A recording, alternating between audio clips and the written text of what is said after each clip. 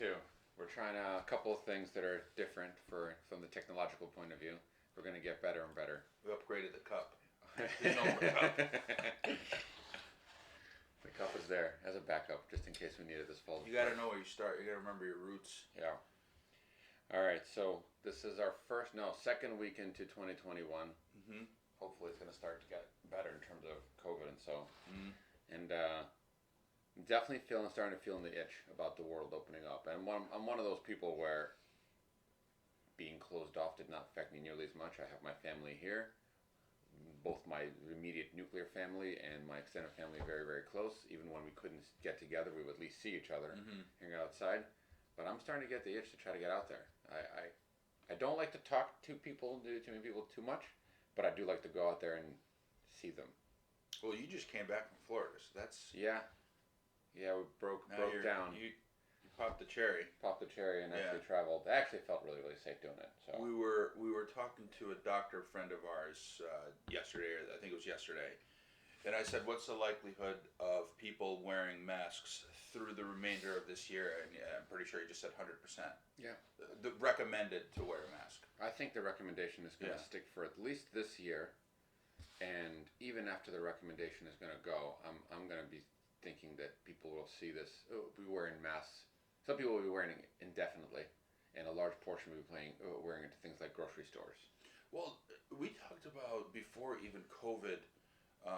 There's I don't know which one of the Asians, but they're always wearing masks. And you said something happened back some time ago, and it was the Spanish flu.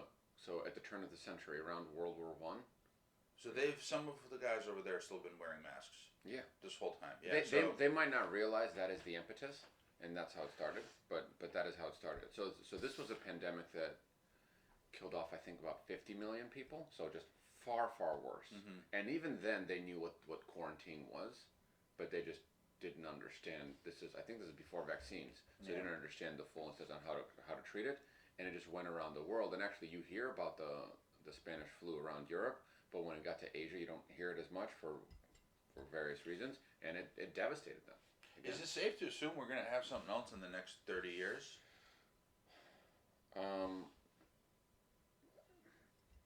There's a good chance. I don't know if it's a close to 100% assumption, but like a global pandemic, those have been going around since the Black Plague, since there were cities.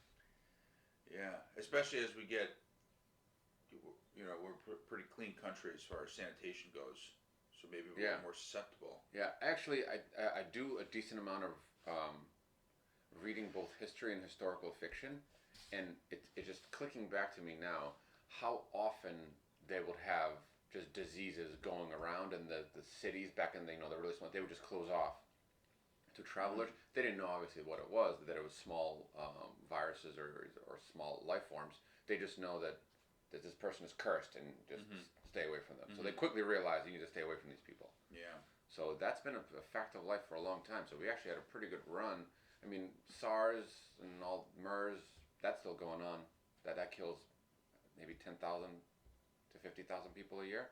That's the version. In the United States? No, that's the version of COVID that is in the Middle East. So it's another respiratory disease. SARS is also another respiratory disease. So these are all respiratory diseases. And of course not including the common flu that kills about 50,000 people a year. I thought it was a lot higher than that. Is it 50 only? I think it's 50,000. Yeah. Well, but life goes on.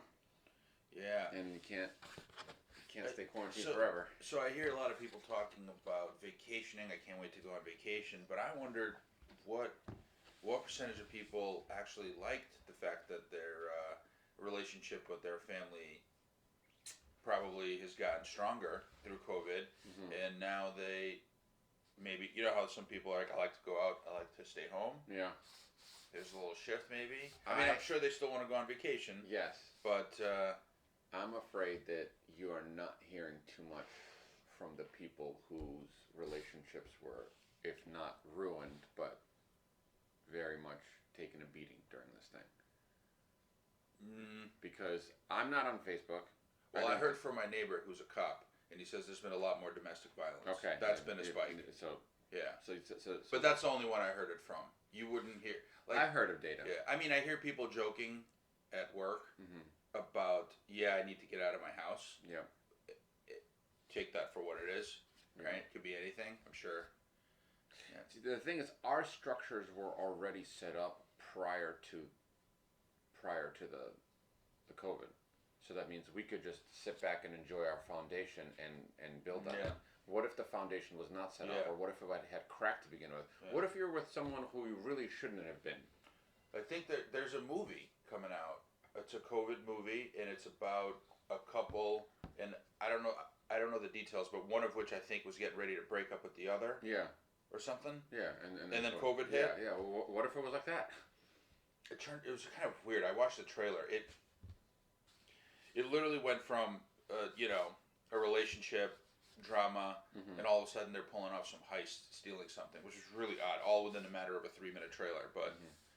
But yeah, so you have the people that COVID has forced them to interact with their family more, And then they realized, oh, this is actually really good. and then this is really good. Like and for then- me personally, and I think for you too, Yeah. I love working from home. Mm-hmm. The family's there, and Yeah. I like work. My boss asked me, "Are you returning to work?" I said, "Probably not." Yeah, and I think that's going to be the standard. You can work from home if you want to. We don't need to pay for your office space. Well, my wife's been working from home for over 5 years. Yeah. And I always before the evolution of work from home. I remember when we were in New York, and people get in there, cranking those hours. If somebody was working from home, there was an unspoken and sometimes spoken thought that this person's on vacation today. Mhm. This person's out today. Yeah. Then when we moved back here, and she had no choice but to work from home with the kids for a lot of stuff, I remember thinking, man, she's really getting things done, even though she's working a lot, and sometimes she'll move rooms, or she'll getting things done. And then now the stigma, I think, is completely gone. I don't know of any stigma that people are working from home. That means they're not working. No, they're potentially getting more Our done. production went up Yeah. as a company. But I mean, there's also just a very real cost of, The offices. Yeah, office Yeah. stuff. Yeah, and it also forces people to not use paper as much, just because you can't use it, you can't just and so forth. So yeah, I think that stigma is entirely gone. I mean, the technology being what it is, you can be even more efficient being from home. Right. I mean, if you're working from home, most likely you're working on a computer. If you're working on a computer, most likely they can track it.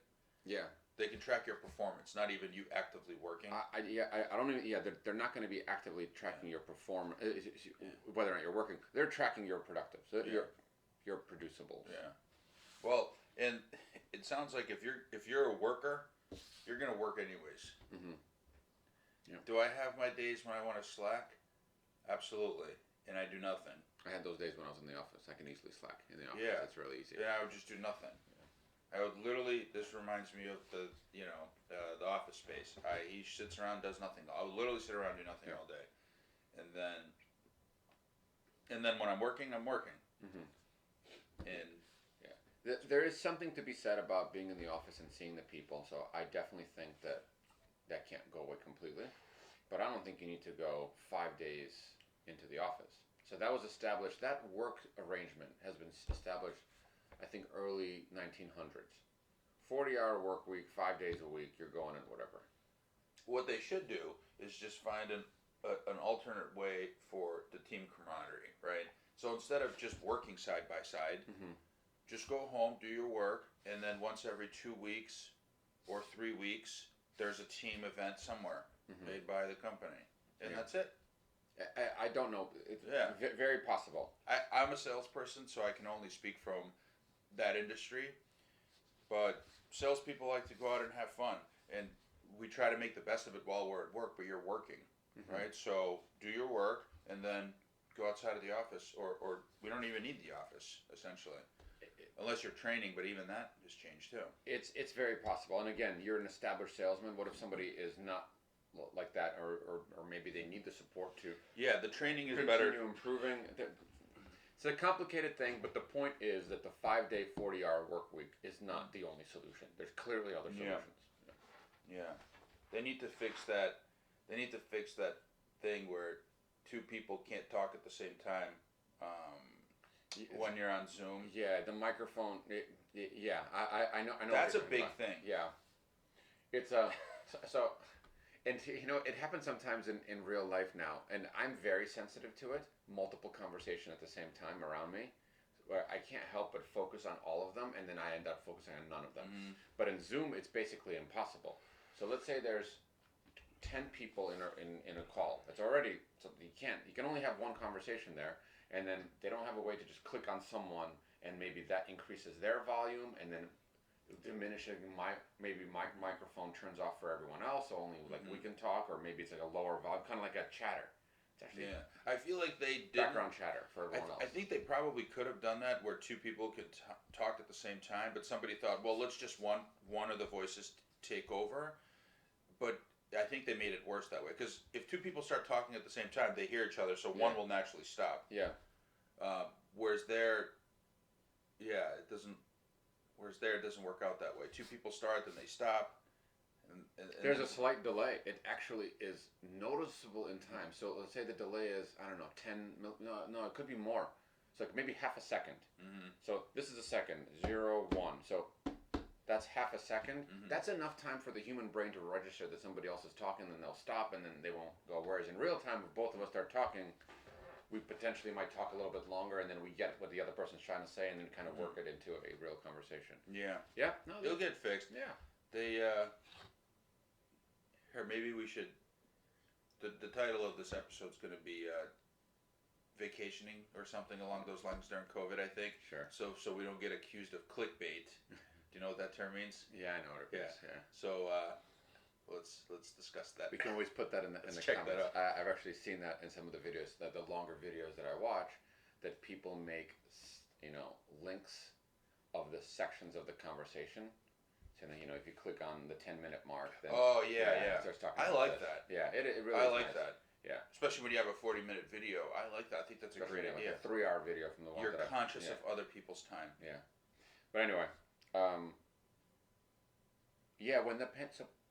when did the lockdown go into effect? It was actually funny. We were traveling when we were hearing about this disease that's coming from China and hit Washington. Where were you? We were visiting my brother-in-law at Duke. Okay. So that was February 29th. Yeah. Late leap year last year. Yeah. I remember that. We were going, and he was about to go to Israel for his where he got break. COVID. Yeah, where he got COVID. Yeah.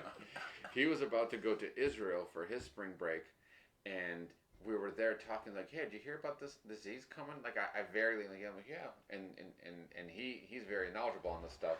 Even then, he goes, "Yeah, this could be a huge deal. This could hit globally, and people are predicting close to what's actually around now." I don't remember where I heard it from, what source, whether it was at work or you or whoever, but I do remember I was playing a game of Dota with a friend, with B, and we're talking about, he's the doctor, we're talking about it, and he said something along the lines of, "Oh, you're still going to work?" I said, "Yeah." And I remember that week, it was like Monday or Tuesday, I remember I was thinking to myself, I'm just going to work from home. They gave us the option, but nobody took it at that time. Oh, so it was already hit. It was a thing, but it was just it was not mandatory. You can work from home if you want. And I thought to myself, I'm going to finish this weekend Monday. I'm going to start working from home just to play it safe. And I'm talking to him, and I believe it was a Wednesday or a Thursday, and he says, "Oh, you're still going to work?" I said, "Yes." He goes, and then there's a pause. Right, doctors, they don't want to impose too much. Yeah, yeah. So then there was a pause. Saying, just trying to think of how dumb are you? Yeah, and I said, "Why, you wouldn't?" He goes, "No, absolutely not." And so I messaged my boss that same, like within an hour. We finished. We were playing a game. We finished. I messaged her. I said, "Hey, I'm gonna start working from home starting tomorrow." I called her and I told her, I told her the story. I go, "Hey, you should talk to a doctor." When B says absolutely not, that yeah. When a doctor says 100%, that there's no ifs, ands, or buts there. They wouldn't say it otherwise. It's not even just doctor. I would put that just for him because he's always just so calm. Yeah. And he doesn't want to say things like that. Keep it open, whatever. Everyone. Yeah, he says absolutely not. I went to Stop and Shop. I mean, I loaded up on perishables, and I don't think there was toilet paper at that time already. Yeah. One of these episodes, I'll talk about where I got my toilet paper Yeah, the from. toilet paper. I don't. Did I tell you? Yeah, you told me. Okay, so Yeah. one of these episodes I'll talk about it, but not yet. Yeah. Anywho, I loaded up and that was it, and I just started working from home, and it was amazing. Yeah. Nobody at work got it, so sounds like if I would have kept working those couple more days. Really, no one in your office got it. No, far? not so far. Oh. At that time. At that time. So whoever finished that week and Monday, Yeah. we actually, there's a guy on my team who has been extra distant because he has a pre-existing lung issue. Yeah. Yep. And so we've had a couple of outside informal meets, and he would keep his distance, have his mask on all the time, and he recently just got it. Oh, And I talked to him a couple times, how are you? And he says, it sounds like it's getting better. And then 2 days goes by. I hear he took an ambulance to the hospital.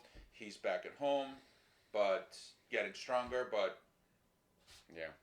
Just did his The best. fuck? Just did his best. Yeah. Again. Yeah. How long can you do that without, especially if you don't have the support and talking about the traveling? Yeah. So anyway, we're in the vacation, in the middle of vacation, and we always have many vacations planned up because we just love to travel. There was going to be an April break. We were going to New Orleans and then hang out there on a cruise. I've always wanted to go to New Orleans. And then in the summer, if you recall, there was high talks about going to Japan, going to the Olympics. that's right.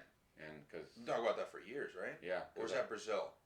No, it was, so our father wants to go to either World Cup or the Olympics, and depending on the location, and he would have preferred to go to the Olympics, and he's never been to Japan. We've never been to Japan, so Japan was very much moving where we're going to go. And then that fell apart. So we had no vacations in the summer for the first time ever, and we need to travel. So how do you vacation during this time? I think every industry is going to change. Like, are there any industries that, and I don't mean, are there any industries that won't be changed after this? Meaning, yeah, they had a loss of production for the last year and a half, whatever, and then they're back to normal, same production. I don't think so. Construction? I'm not sure. Because there's going to be new ways to vacation, right? Yeah. So we don't even need to think of what they are, but there will be new ways to vacation, or just more Airbnb types of vacations. So if there's more of those, there'll be less of cruise vacations or resort vacations. It just has The leisure industry and vacation industry took a huge hit, and they're going to recover in a very different way. And the workers affected there, they might not. it'll kind of just be redistributed as far as how people vacation Yeah, and spend their money. or maybe it'll be so. So we went on 2 vacations this summer, and both were private houses. So that might be the new type of way of vacation. I'm actually surprised that they were as cheap as they were. I thought the prices are going to skyrocket. So all these people that could not vacation, the only way to vacation, this is the way that we did it, Yeah, is if you have to go to a private house. we saw one that we're talking about now, and I thought the price was a little high. I mean, even if Did you see it? Yeah, I did Yeah. see it. Even if it is, I didn't think it was like astronomically high. No, 10 to 15%. Yeah, I thought it was going to be So all the people that couldn't do cruises, couldn't do resorts, couldn't do any other kind of traveling vacations, they still want to have that vacation itch. I would have thought that they went to private houses, and now I am hearing that more and more. People are talking about it, but I guess, I mean, maybe just financially, people wanted to duck it down. Like, let's wait. But our jobs were not affected financially anyway. Obviously, it was affected logistically. So we had that of money to go on vacation, and that's what we did. I thought it was great, actually. Really, really fun. Again, it comes back to the people you're going to go with, right? If you're currently, let's say, a 22-year-old person, 23-year-old person, you don't have a lasting relationship yet, no kids. You depending on the friends you have, you can't go on a vacation like that. Well, they don't care as much as you do about the risks. I got invited to a bachelor party yesterday. I guess that's true. They don't care as much about the risk, but if the world is just locked down, Yeah. and they're also, those things are potentially more expensive because it's a private house that you're getting. Yeah. If anything, that 22-year-old that's not tied down doesn't really care as much about COVID as somebody that has constant interactions with elderly. That person is likely to travel to Miami, Vegas, or wherever. It's cheaper probably now. Those guys are begging for business. And so these guys don't care. So maybe those guys will keep those guys will go. Yeah, I mean, I got a message yesterday about a bachelor party in Vegas in May. Yeah. And it's everybody in I mean, the again, message. so that's over a year now since been. So I actually, you got to do what you got to do. You would go? I don't like bachelor parties. Yeah. Last time I had a Vegas trip planned, it was a bachelor party, and I broke my pelvis in a snowmobile accident. So this is just kind of like, I'm not a big fan of. I do like bachelor parties. I don't really care too much for Vegas. I've said this many times. Yeah. I've never been there, so I'll come back, and if I go, I'll come back. I'm really curious what it's really like. Cause We were there spring of 2019. Yeah, you were there not long ago. Yeah, with the kids. Yeah. I thought it was it's completely changed. The strip is like there were kids walking around. Here's the thing, right? If I see some addicts, whether drug addicts or gambling addicts, that's instantly just gonna make me go like this. It turns you off. Yeah. Yeah, it's a turn off. I don't like strip clubs. The one thing I am really there's two big things I am really interested in Vegas for is the food. I hear it's really good. Really good. Yeah. So like I'm okay to drop like $50-$60 on a buffet one night and just really enjoy it. Really good. Okay, so the food, and you can rent high end sports cars and go around the track a couple times. It's really nice there in terms of like the strip. Outside of it is that's nice. But the strip is it's got the fountains and the colors and the Ferris wheel, the largest Ferris wheel in the world. Yeah, they have some other stuff around there too. Shows. Weather's probably nice. My wife went on a show by herself. The Backstreet Boys were there. So if you feel like shows, everything from concerts. But they have some crazy zip line. Did you see that? Yeah, we did that one too. Oh, you did that? Yeah, we did. Yeah. How long is it? It's like it's a half mile or something. We were zipping for about a minute, so I don't know how far you can get. So yeah, maybe it is half a mile. A minute? It was probably going 30 miles an hour from what I saw. Yeah, it's potentially from here to the end of the street, so that's half a mile. Yeah. So that's cool. We went to an old Vegas part. That was more. I mean, they weren't drug addicts open or anything, but definitely like a rougher clientele, which I thought was fine, but just a little inappropriate for the kids. They don't scare me or anything. No. I don't like to see people miserable. Yeah. Live. Yeah. I don't like it. Yeah, it's a turn off, but like in the Simpsons episode, you see the homeless person. Yeah. And then turns into a mailbox. Yeah. The transition, whatever the. Monorail? No, it was. It's Monorail episode. Was it Monorail? Maybe it was. It was some montage of what would happen when economy. I sent a GIF in a group text message with coworkers where Grandpa said, "What's his name?" Abe. When Abe walks into the strip club, takes his hat off, does another spin, puts it back on, walks out. Yeah. Dude, the last time I went to a strip club, I fell asleep. I legit fell asleep. So. Well, that could be. What time were you there? It's probably like 2 o'clock. 2 a.m. Yeah. But still, it is ridiculously loud there. It has enough lights. Yeah. The show is there. There's moisture in the air. I literally just lied down on the benches. I just fell asleep, and they woke me up about an hour later. Yeah. That appeal is completely. I never really had it. It's completely lost. I was tired. Yeah, I'm not the biggest fan of those strip clubs out there. But we were there during the day. It was still very vibrant. We would go to different hotels. They're very nicely decorated. Yeah. I thought the kids loved it. The food, as you said, is great. I feel like that area, just Vegas. Like, how are they doing business wise? Because I always see You these mean now? or no, before even like 2 years ago. I always see these like really crazy deals where 4-night stay and food included, $200. Basically, just come here. I think since that transition where they rebranded themselves from just a party haven to a more just come for the scenery and more family friendly. I think they're actually. Oh, I didn't know that. Well. I didn't know they did that. Yeah, because what happens in Vegas stays in Vegas. Yeah. So that joke remains, but they haven't been pushing that mantra for a long time. Oh, interesting. Yeah. Now they're. I didn't know that they changed. What their offerings. Yeah, they're saying come for the shows, come for the food, come for like the revolving restaurant or whatever stuff that they have. I wonder why they did that. I mean, they had I don't know the details, but if you have the fiends coming to you, I think because were just looking to expand their market. So those people that were going for the traditional Vegas stuff, they already had those people. Yeah. So now, can we get more people? Oh, I see. But so those other guys still come there? I think they still come there, but it's a lot more like you can't smoke Yeah. basically anywhere, and That changes things. yeah. I'm trying to remember. In Atlantic City, I remember seeing the showgirls out. I don't remember seeing that in Vegas. So it definitely is a lot more family friendly. I did not know that. They were looking for. We were there. They were doing a show. You know how they screen a show to see audience feedback, and the show was like a family show. So they were. Yeah, I looking did for not know any of feedback on this. a family show. I think Vegas and yeah. But you know what? This is the kind of the advantages of traveling, right? Just going back to traveling. Yeah. When I go to a location or go to some sort of a tourist attraction, I have preconceived notions of what it is, and everyone has that. And some of those notions are true, and some of those notions are false. But the idea of traveling is that it puts you face to face with your own errors. Because I thought this, but clearly look at it, it's not this. Yeah. Because you're going to the complete not complete unknown, but very much outside of your comfort zone. Yeah. This is why I love traveling, and I think everyone should do it. It doesn't have to be far, but just proactively look to put yourself outside of your home environment. Yeah. And I love my home environment. I love my home environment.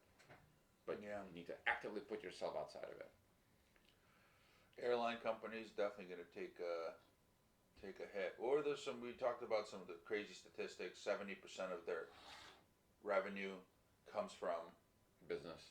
first class Oh, or business. yeah, I don't remember, but yeah, some sort of, yeah. Some high ass number. First class business travel. I actually think they're still going to get that amount.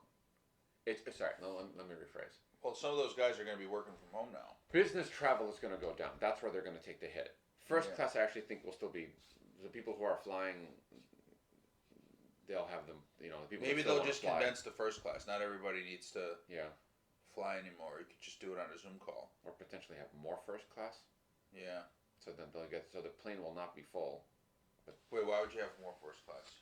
So there's still going to be people that have money and they want to travel or they want to fly for whatever. Oh, I it is. see. Yeah. So Yeah. just give them Yeah. more opportunity for first class and make more money that way. So Yeah. instead of saying, right now it's only a couple of seats, so the price difference is ridiculous. But if there's more seats, then the price difference could be not as much, and then you can make it up that way. What about stadiums? Sporting events, right? Oof, yeah. Packed like sardines. People love stadiums, and people love being packed by sardines. Not regularly, but throughout history, like the Rome Colosseum. They built that Yeah. thousands of years ago.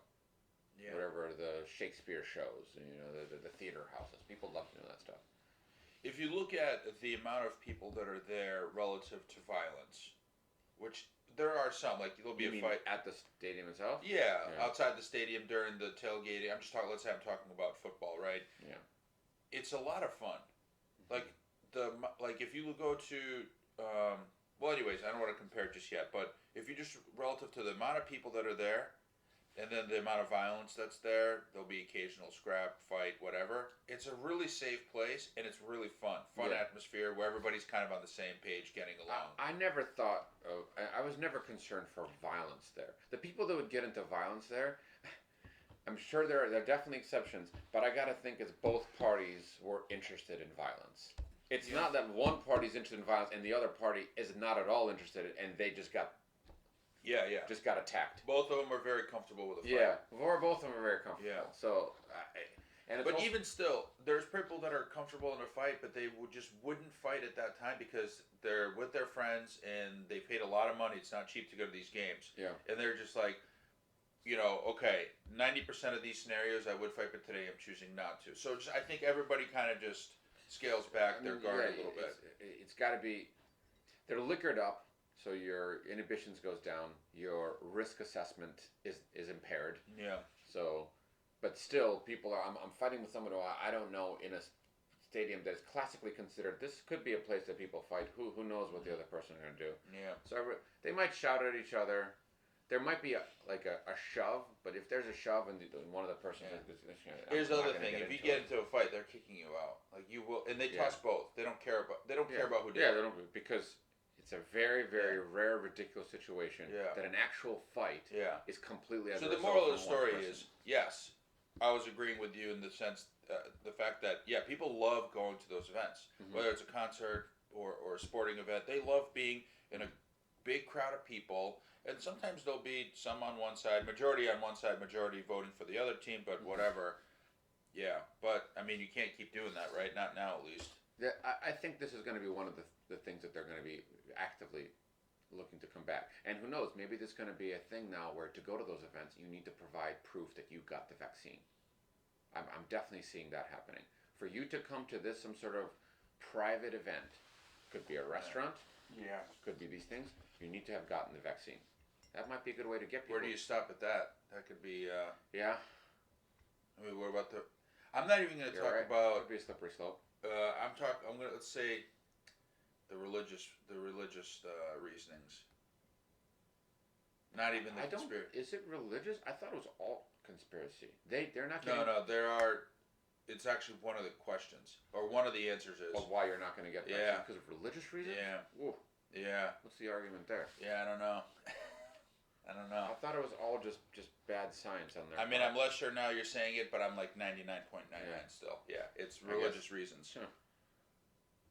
Traveling to other countries, they have no qualms there. They'll say, you can't come here unless you have proof that you took the vaccine.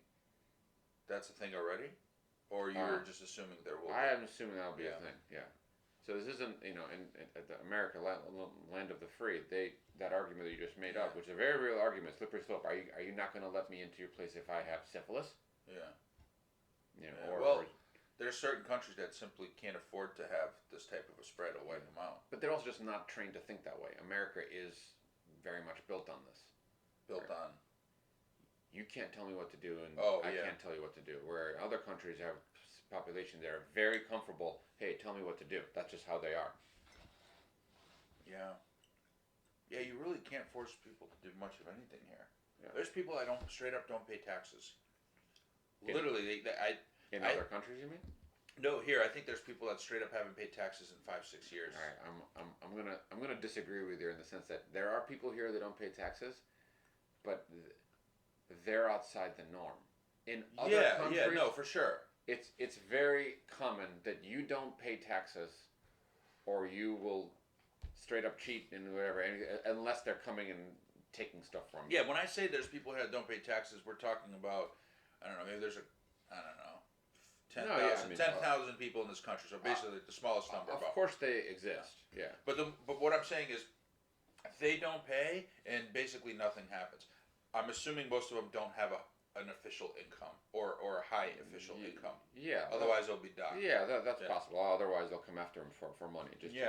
But on the whole, this is a country that actually does want to do its part for the whole of the country, but they still have the mentality of, you can't tell me what to do.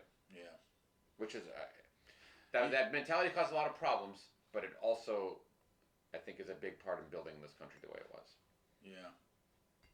Do we dare talk about this Trump scenario that's going on right now? So I didn't, I get my news from basically you, Dad, and Amber at this point. I don't read it, and she played a couple of clips so people are saying he orchestrated this, right? The people coming, and I said, can I hear it? So she played it. If I was his lawyer, I wouldn't give up. I could argue that.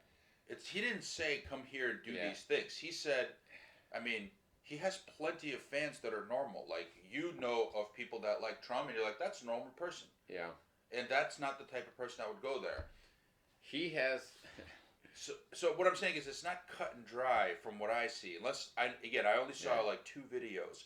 But I don't see it's cut and dry where he says, hey, all of my really, really racist fans have... Yeah. Somebody had like Auschwitz camp. That's just absurd. Absurd that they're perfectly fine with whoever's watching to see this. Like, that's you're literally something's wrong there. But I don't think he called those guys, or maybe he did. I don't know. I don't think he thinks that far ahead. I do not accredit. I do not accredit his machinations as having a lot of forethought. He's very much an impulsive being, and he does whatever he thinks at the current moment. It's kind of like playing chess, but only doing the best move in that situation. Just, I don't think 2 moves ahead. Yeah. And actually, I shouldn't even equate him to chess, because chess is a very strategical game. He doesn't deserve that much. No, he does not deserve that much. He's very much just shouting to get as much people to do whatever he wants at that current moment. So I also don't think so that's why in that sense, I don't think he orchestrating. I would not give him that word. He does not orchestrate at that level. I think that he wanted people to show off how much they love him, and I don't think he thought that what would happen, but he wanted them to go out there and shout, stop, and tell Pence to. Pence couldn't even do anything. Again, what did he ask Pence to do? He wanted Pence to stop this official vote of the electorals that actually say that Biden won, and said that go back to the states and change the electoral people that would actually do the electoral ballot casting. Why is he asking Pence to do it? Because Pence is the leader of the Senate. As the vice president, he's technically the leader of the Senate. And Pence didn't want to? I don't. Pence didn't want to, and I think he can't legally. And that was the argument for Pence. He goes, "There's nothing in the rules here that says that I can do this." Wait, so they are? Yeah, they're on the outs right now. Oh, see, I don't know any of this stuff. Yeah, it's a whole. It's wild. It's a whole shit show. Talking about going out with a bang. I mean, he's the type of he's the type of guy you have to drag out of the party, and he's still like, "No, let me get back in there," and then they're dragging him out. It's like, "No, man, you're done." Yeah, they're done. Yeah. I actually, I wouldn't even put him that. I do not think he will physically. He is not a physical person. Well, I don't mean him. Him himself is swinging, but he would be yelling, "Look what they're doing! This is not fair. They're taking me out. It's the other. They should take the other person out." Yeah. It's basically so when he lost the election and people worried about some sort of insurrection or something, I said no. There's no chance. There's no way military leaders are going to go along with this crazy person and actually start like a military coup. Zero chance of that. The worst case scenario is what's happening right now. The worst case scenario. Well, it's over, right? I mean, they're not still there. Right? I heard them trying to talk that there's on social media some sort of plans to organize something similar again from these crazies. But if it happens or not, the worst case scenario is people that are deluded by him going out and doing something like this. I mean, 5 people died. So that's about the worst case scenario, and it's happening. So him There's going plenty out. of people will disagree with you about that being the worst case scenario. Black Lives Matter movements. Wait, saying what? They're saying that this was handled totally different than if those were. No. I mean worst case scenario in the sense that there was never going to be an insurrection. There was never going to be like a civil war. There was never going to be some sort of a military, like he's holding up in the White House with machine guns saying no. No. Worst case scenario is going to be some sort of these kind of protests. Yeah, at that level of civil disobedience at that level. But there was never going to be a chance that Biden was not going to be president on January 20th, 21st, whatever it is. I'm almost kind of glad that I don't really follow the politics too much because this would have. The more information I hear about this stuff, it just pisses me off. Yeah. Something about it just pisses me off. Well, let's see what happens next year. The new president's coming in with the rhetoric of let's heal the division of the past 4 years. It could be just rhetoric, but who knows? Maybe even rhetoric is enough. If you just have the mentality of, come on guys, we're on the same side. Come on guys, we're on the same side. If you just keep doing that for 4 years at least. Come on guys, we're really on the same side. Even that would be beneficial. But well, it's not just like here's everybody's state of mind and it goes like this, right? Because it's like here's your crazy and here's the least crazy, but everybody in between, and this whole thing kind of just shifts like this. So this guy's always going to be the craziest. Yeah. But maybe he won't even go up a notch, but he might go up like a smidge. Yes. Yeah, he will go up actually. He will. Like instead of calling his friend and saying, "Hey, let's go do this bad stuff." 7 days a week. Maybe he'll just call 5 days a week. I think what you're saying is that the crazies are a marker to the people you don't hear from because it is going like this. So yes, you see these people, but you don't see these people. Mhm. But the fact that the crazies are going out of control, Yeah. that means that these guys must be getting dissatisfied or feeling a very very small notion of this thing right here. And Yeah. if the crazies are less, then yes. So yeah, they're a marker. They're kind of like the canary in the tunnel. Yeah. Yeah. We'll see. I don't. I don't know. I have a feeling nothing's over yet. I feel like something's bad gonna happen. It's just we haven't seen anything horrible yet. I mean, No. COVID, yeah, but I trust Americans. Americans are my favorite citizens of any world. Based on everything that I read, Americans come together, and in Yeah. real crisis, they come together. Yeah, this COVID thing, a lot of people say it wasn't handled, and you're right, it definitely wasn't handled that well. But I still see a lot of people with masks out there. I'm not even talking about the COVID thing. I'm talking about these the fanatics there. I don't know. Hopefully they won't do anything, and they'll. They might kill a few more people. That could happen. Yeah. That could happen. Yeah. Let's go back to vacations.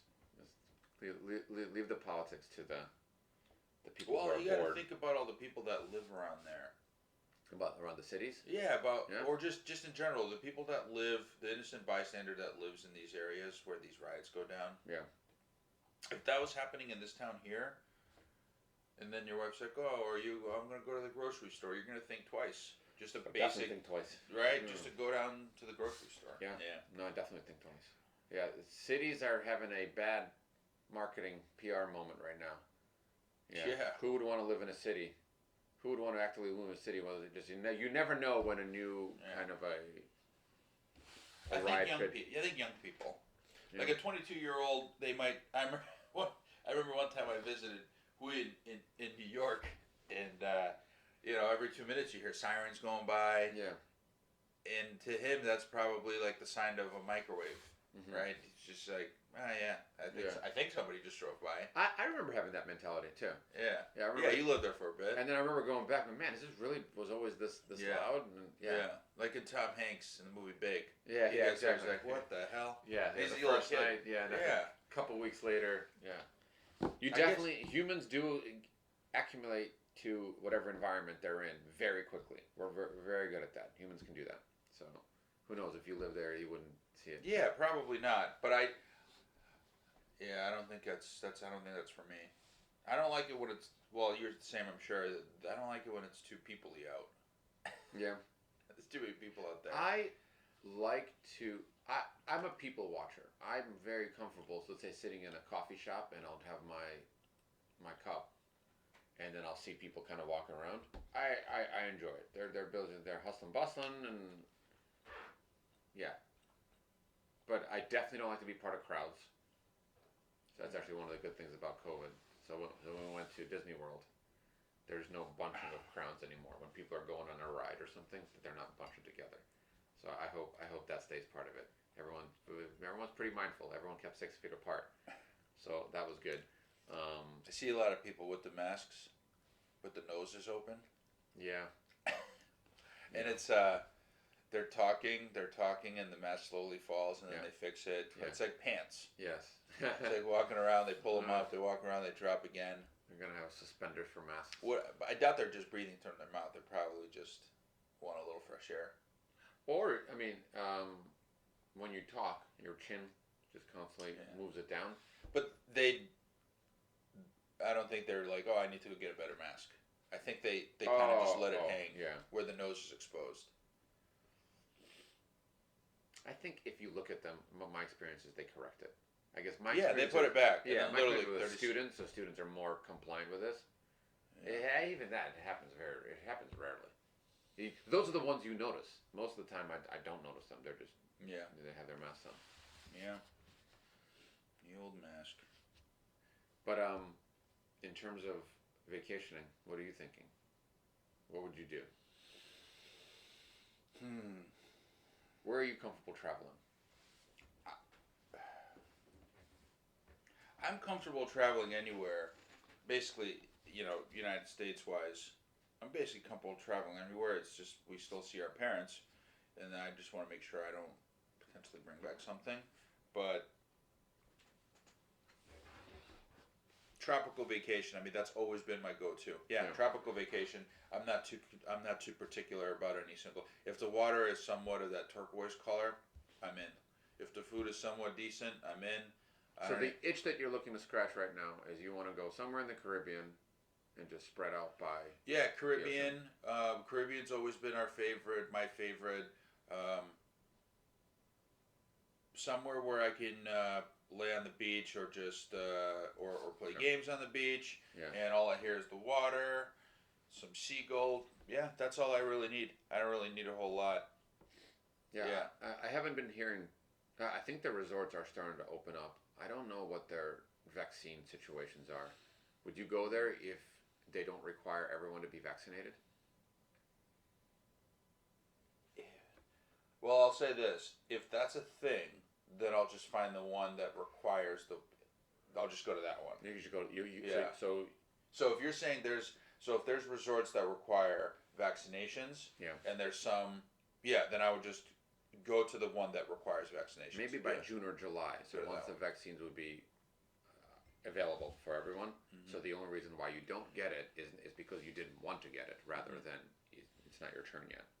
Yeah. So by June, July, that might be there. So you're saying that you'll be actively looking out for the places that If require. that's a thing, yeah, I would do that. Fine. If it's not a thing, are you saying you would still go? If none of them require vaccinations, Yeah. I would still go. Yeah, yeah. You would get vaccinated. I would get yourself, vaccinated. and then Yeah. just go to the. Yeah. Yeah, And but you- I think that's the main. That'd be the next. Here's the thing. We talked about this many times. I've been very happy with the vacations we've taken, which was the Airbnbs, Mhm. because of the company, which Say is us. Airbnb. It's meaning just private Private houses. residence. Yeah, renting a you house. can have an Airbnb in Yeah. the city. Yeah. Rent the houses we rented on the lake or whatever. So I've been very happy with those. And they were nice places. But the I always like the resorts and then the cruises. Cruises I would stay away from, I think, for a while, Yeah. because you're inside, it's a little packed, and there's no reason for me to take that risk just yet if I have the access to resorts. It's Cruises okay. have been completely pounded. Yeah. I saw like a graveyard for cruises, like an aerial shot, and Yeah. just be like ship. Well, there's actually they've had that before COVID. That's where the cruise ships go to die. yeah. They're in the It's some sort of a decommissioning port. yeah. I where think they it's like strip- in India. They go down and they strip them down. Yeah. Can you imagine? Yeah, stripping down I don't know someone? the details, but I wouldn't be surprised if it's simple as the cruise ship does a little bit of gutting themselves. Yeah. The cruise ship company, and then the main hull itself they don't want it, and then there's countries where they will say dump it here. Mm-hmm. You don't need to pay us anything, or maybe there's some sort of a transaction there, but basically those guys just want the scrap. Do they repurpose it for like A cruise? no, not a cruise, a transportation vessel? No, I don't It's a think so. complete decommission. I'm not 100% sure, but I think they just got it. Like, I doubt the cruise lines are going to take out the wires and the walls, whereas they're And perfectly then what do they fine. do with this huge ship? So they bring the ship to some beach in this country. No, but after they're done taking the stuff I away, think it sits. I think it just sits just there. sits there. Yeah, because you'll see some of these videos where the cruise ship totally looks like a big rust bucket, like 100%. You can't even see the paint. I'm surprised they don't just drive it out in the middle of the ocean, just sink it. They do that too. They do that too, really? Yeah, but I think, again, I don't know the details. I'm kind of speaking a little general here, but so there's, I think, scenarios where that cruise ship will literally sit on that bay forever. Yeah. And then there's also sometimes they do this thing where I think after a certain amount of time or something like that, they bring it out, and then they use I think they use explosives Yeah. to sink To it. sink it. Yeah. Yeah, that sounds like something that people would do. Yeah. I would have hoped, or maybe assumed, that you can get a bunch of value out of it, just down to the junk metal. Yeah. But maybe it's just easier sometimes just to sink it. But yeah, so cruises, they might not be. I don't know what's going to happen to that. Yeah. I think anything where people are packed in tightly, so cruise ships, public transportation. Well, the problem with that is the cruise ship is that if a case breaks out there, everyone's stuck on that ship. That's the real problem. Yeah, You just Yeah. can't get out. yeah, yeah. So I think anything where there's a large groups of people, those industries will, like movie theaters, public transportation. Not that that's like a money maker, but public transportation, cruises, things like that. I think those guys are definitely going to take a hit. Restaurants, but not so. Probably restaurants in a city where they don't have as much. They don't have outside seating as much. How much outside seating can a pizza joint in New York City have? I think restaurants going to happen. Just what's already been happening. It'll be a slow move from the middle out, meaning the middle restaurants are going to start to disappear or get a lot smaller, and the really quick takeout places are going to grow, and the really fancy restaurants are going to go. Yeah. So the dining experience is still going to be there, but now you. Well, that's been going on for a bit. That's what I'm saying. It's been going on for a bit. It's going to just expedite it. Yeah. Yeah, the friendlies of the worlds. Yeah. Kind of the sit down $15, $20 meal. Yeah. Those ones are kind of slowly shifting out. Or they're going to transition to one or the other. Yeah. Either they're going to churn to be cheaper and just take out. Which they kind of can do. Yeah. Probably easier to go the opposite way, the quick. They could do that. Mm-hmm. They could absolutely do that.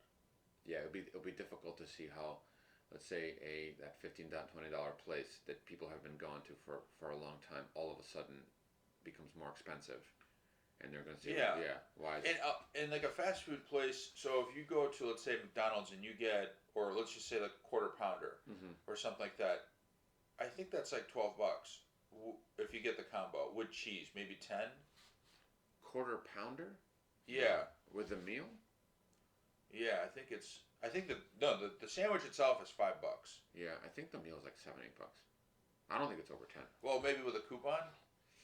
I don't know. It's been so long, Yeah. but I really don't think it's that expensive. A sandwich is $5, Yeah, and then French fries is I think $2.50. but there's discounts. The fact There's that discounts, yeah. I think it's about 8. Yeah, I bet most people don't have the discounts, but No, I'm talking about the discounts. The fact that you get all three together, yeah, as opposed to individual prices. yeah. Anyways, $8 to $10. So if they go up to 13, so these guys can go down just a little bit. Yeah. They're in there. Yep. I mean, here's the thing: they're probably selling a similar product. They just have the overhead of servers, and so It's actually they'll more. align. It's a lot of the profit comes from the upselling and alcohol. So when you sit down and you order that food, and they recommend sort of appetizer or whatever. Yeah. So it's not that the meal, the entree to entree. It's the stuff that they're able to sell you when you're sitting down right there, and they can I say. was talking to somebody about this. Somebody was asking, how do you sell this and how do you sell that? And I go, dude, I literally, I try to follow what the big companies do. And, you go through a drive-through, they're offering you a cookie. Yeah. They're not offering you another sandwich, unless it's some special, like McRib is back. You want to try one? They're offering you a cookie. Yep. So somebody at a board table somewhere says, hey, every time a cashier checks somebody out, have them say the following line: would you like a cookie? Mhm. It takes absolutely a small amount of time, and even if we can convert 5%, it's such a moneymaker because now all these people just buy a cookie. And it's some sort of a high profit margin item. Yeah. Yeah. Alcohol is a high profit margin item. Yeah. So here's just how I think, right? And this goes back to just my experience when it comes to sales. Is you got to ask an open-ended question. They're doing it wrong. Mm-hmm. If you ask somebody a closed-ended question when you're selling to something, if you're selling something to somebody that doesn't want it, and you ask a closed-ended question, they're gonna say no most of the time. All right. So you can't say, "Would you like a cookie?" How would you rephrase that then? Is there more than one cookie there? I've never had a cookie from a drive-thru. Yeah, more than one cookie. Do you like chocolate chip cookies or macadamia nut cookies? And most likely, That can't be a drive-through question. it's not a drive. I'm just spitballing here, Okay. but that I wouldn't be surprised if that actually has better results than would you like a cookie?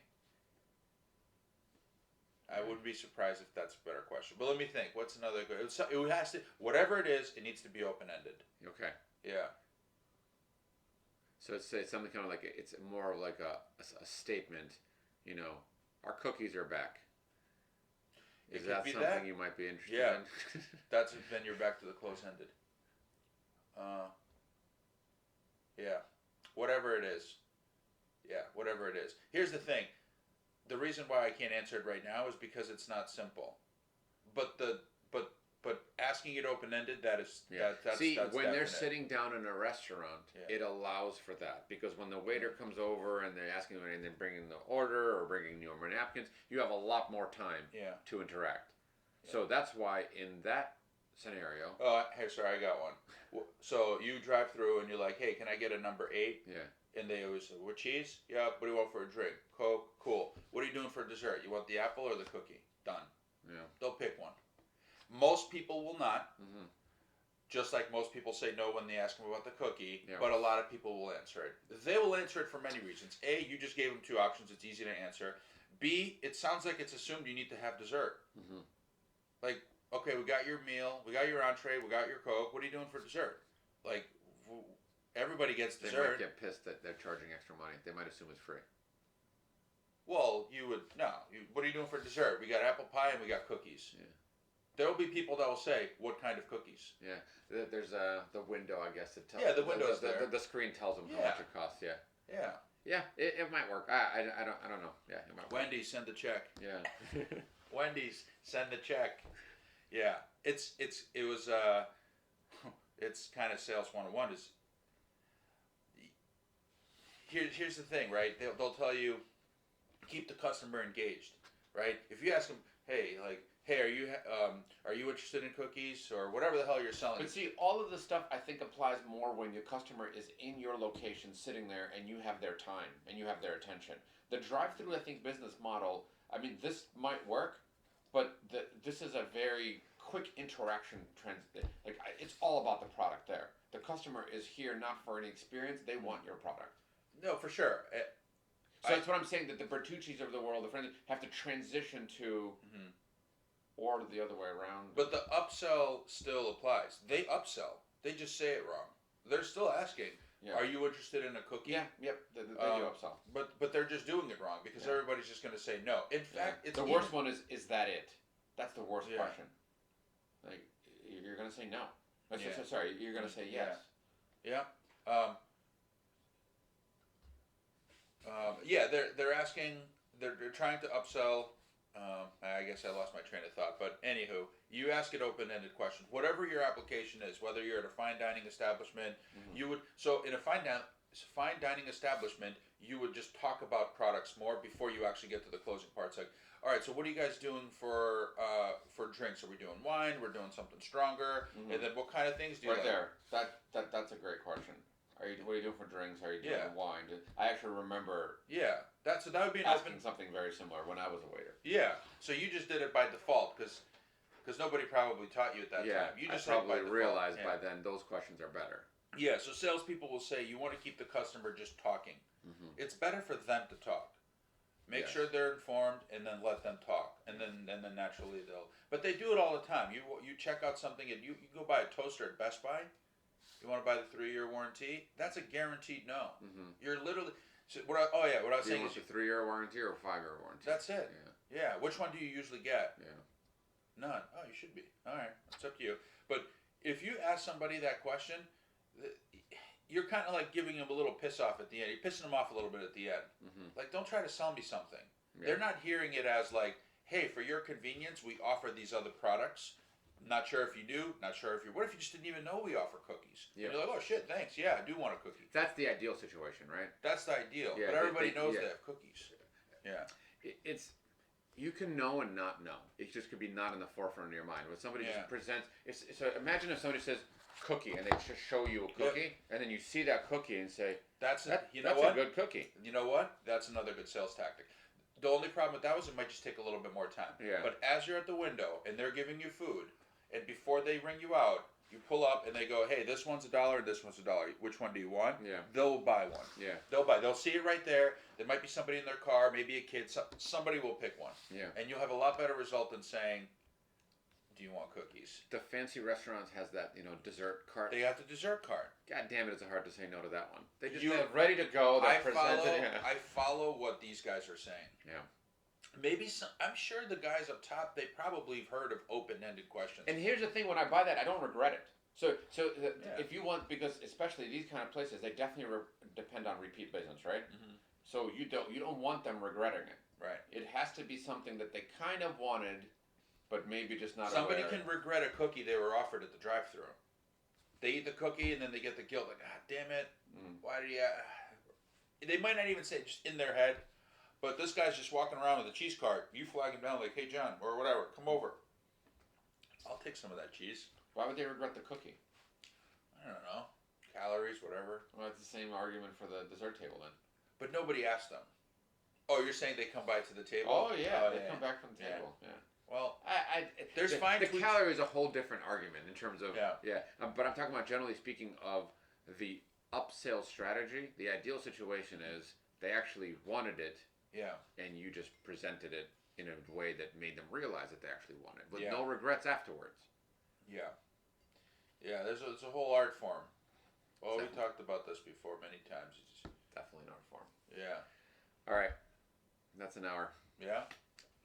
Episode 2. Let's see how this one comes out, especially with technical stuff, and we'll try to get more point down to a topic, or maybe we won't. I kind of like bouncing around. Maybe Well, we have covered, so we can't be accused of clicking. we're not at the level. Any tips for travelers out there? What's good tips for travelers? Ebates. If you're not on Ebates, use it. It's free cash back. Bring matching masks if you're traveling with your picture's sake? family. For picture's Yeah. sake, because the face is covered up, so you can't see the smile. But if everyone has a matching mask, at least, Something's yeah, there. that's something. Yeah, sort of that's a good connecting idea. Matching masks. there. Financial advice I'm not even going to offer. I don't handle that. What about just traveling's sake? Any tips at the airport? I was very happy with the way Bradley did it. We were far away. So how do they do it? When you're like, all right, everybody from section to section, and then they line up and they go in. Yeah, How does that work There's now? markers on the floor. So same thing, but there's just markers. Yeah, it's markers on Okay. the floor, and it's because there's not that many people traveling. It's just. But you could be because they're sitting quick. next to a rando. You could be sitting on some airline. You could. But be they do the best to split you up if they have the option. Yeah, but I think they're still trying to fill them up. Yeah. Most of them are trying to fill it up. Yeah. That is what I think. Yeah. I don't see how you can. And then the oxygen lot is of money. circulated in the yeah, airplane. and that's the real, I think. Can you safe hear it? mechanism. Like, is it loud? Like you can hear this. I mean, the plane just generally is loud, so Oh, you okay. can't really hear much, but Yeah. they're definitely circulating. Yeah. So all of the vents, the fan vents that you can turn on and off, they're running. No, that's not where the circulation. That's not where it happens. is, Yeah, okay. you could turn it on. Yeah. I think it actually would be extra safe if you want to put that Yeah. on there. Just to get the. All right, stay safe out there for everyone. Yeah. Have a good one. See you next time.